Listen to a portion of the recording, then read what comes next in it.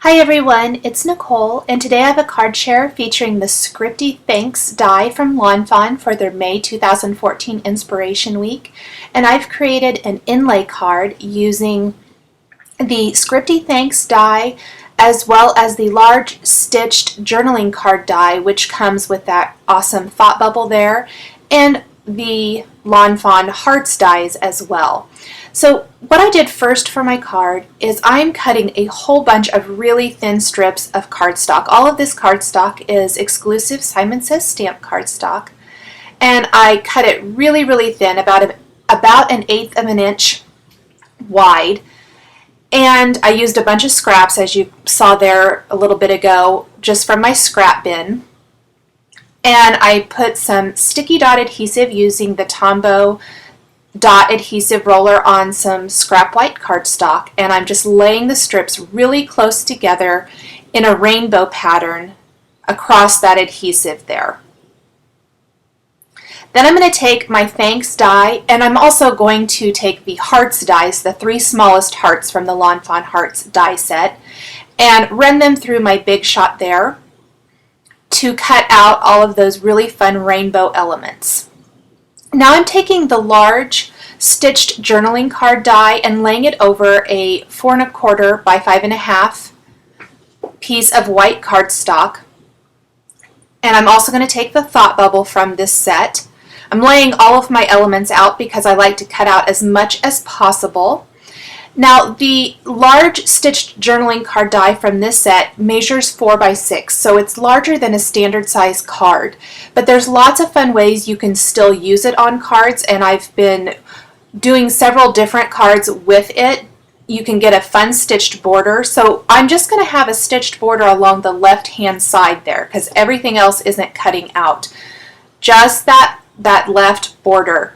But I like that effect of the stitched look. Because the background of my card is all white and it's white on white with just those pops of color, I like that decorative edge. I think it really gives it a nice finished edge. So I'm pulling all of these dies out now from that piece that I die cut, and I'm kind of trying to be careful about it because I don't want to tear any of the paper. The Post-it tape that holds them in place doesn't normally tear the paper, but if it's a new piece, sometimes it's a little stickier and I don't want it to stick there. Now I've trimmed another piece of cardstock about the same size as my die cut piece to go behind it, and I'm going to be adhering those together here in a second. Before I do that, I am going to cut out this thought bubble from some of the slate Simon Says stamp cardstock, and then I'm ready to start assembling part of the card and to start some of the inlay part, and I will show you how I created that. It can be a little bit tricky to figure out, and I kind of had to play with it a couple of times to get it just how I wanted. Now I'm going to cover this backing piece of cardstock completely with adhesive. I found this was best. I didn't do this originally, and my die cut pieces didn't fit in as nicely. I think this just holds everything together a lot better. So I added that piece, or that thought bubble, then into the inlay portion of my card, and I have a little adhesive sticking here and there, so I'm using an eraser to pick that up so I don't mar or mess up my nice white background. I'm going to take that last heart die now and stick that in place, and you can see it's going to cut both the thought bubble and the background of the card. Now I want to place the thanks die on that thought bubble as well. Again, trying to die cut as many elements as I can at a time, just to make it go a little bit faster. Now you don't normally have to use a shim of cardstock, but my cutting pads are so banged up, and I don't have my new ones. I ordered a set, but I don't have them yet, that they sometimes leave a finish on my cardstock when I run it through. So I just use that cardstock to help not make any of those cut lines and stuff press into my cardstock. That's the only reason I was using that green scrap piece of paper there. Now, because I have doubled up the cardstock here, it's going to be a little tricky to pop out. The heart popped right out, but the lettering, since it's scripty and a little bit more intricate, might not pop out as well. It does in places, but I really only need that top layer to pop out, because that way any of those cutout pieces from like the inside of any of the letters will stay in place. So I'm using a craft knife to pull up any of the slate cardstock off of the white cardstock, and it really doesn't take a whole lot of work. It pulls up pretty easily. Got a big chunk there, but just kind of scraping it off. And like I said, this way any of those inside pieces of the letters stay in place, and I don't have to try to fit them back in later on. And there is my nice little thanks. I'm going to use a little glue adhesive to secure that in place there.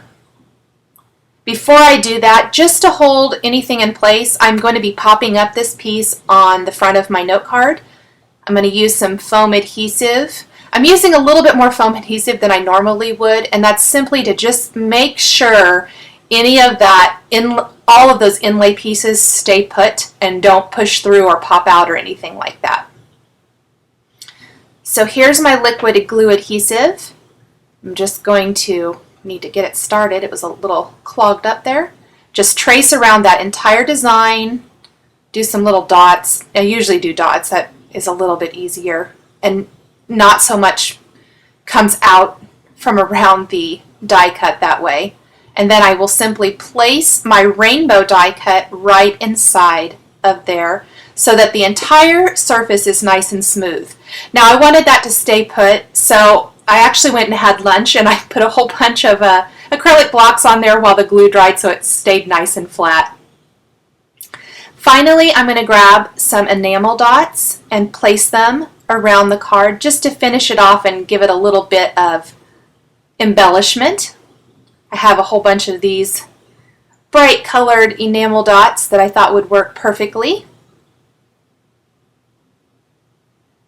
And then the final thing that I'm going to do for my card is take the 1/2 inch corner chomper corner rounder and round all 4 corners of my card at the same time. So I've already adhered the foam piece to the front of my note card, and the corner chopper works so well that you can cut all of the corners at one time.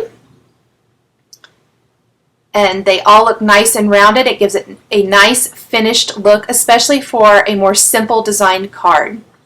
I hope this has inspired you to try your own inlay design card. The supplies I've used are listed in the description below the video on YouTube.